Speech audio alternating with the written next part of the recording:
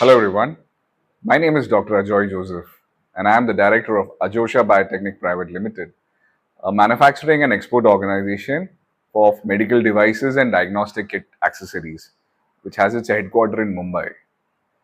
During the pandemic period, I've been staying with my family in a place called Daman, which was earlier a Portuguese colony and where there is a great devotion for infant Jesus and Mother Mary. Plans to attend a medical expo in Germany in the month of November, and I always had the inherent wish inside me to able to be see beloved Pope Francis and seek his blessings in person. I've always loved Pope Francis for his sense of humility and his desire to serve the poor and the needy. I looked up on the Vatican's website for the schedule of Pope Francis and happened to notice there was a special conference which was being planned for a private audience with the Pope. With great belief, I quickly registered the conference along with my parents' name and hoped that some sort of miracle would have happened.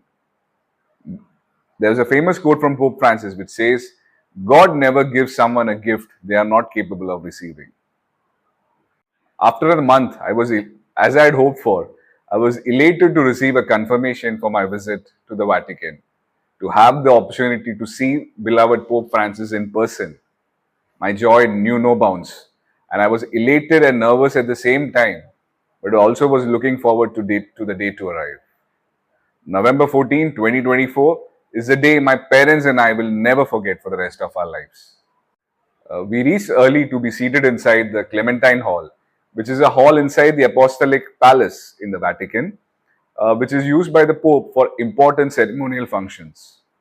There were only about 200 people from across the globe seated inside the hall, which included the likes of the cardinals, the bishops, the priests, and nuns, but there were only very few commoners like us. It was the last day of the conference, which was promoted by the Dicastery for the Causes of Saints, where Pope Francis addressed the audience about the findings of the works involved in this, and also he had kind words for all of us.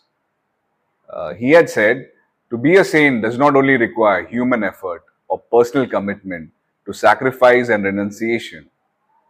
First of all, we must allow ourselves to be transformed by the power of God's love, which is greater than us and makes us capable of loving even beyond what we thought we are capable of.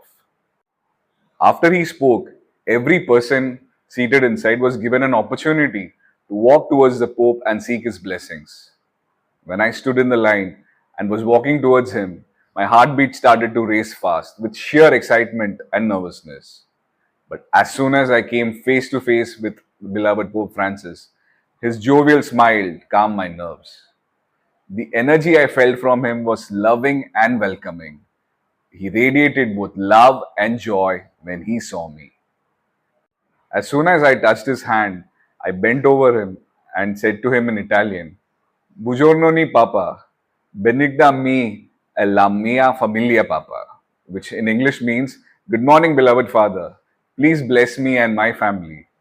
He smiled at me and blessed me and asked me to pray for him as well, which just drew me even closer to him.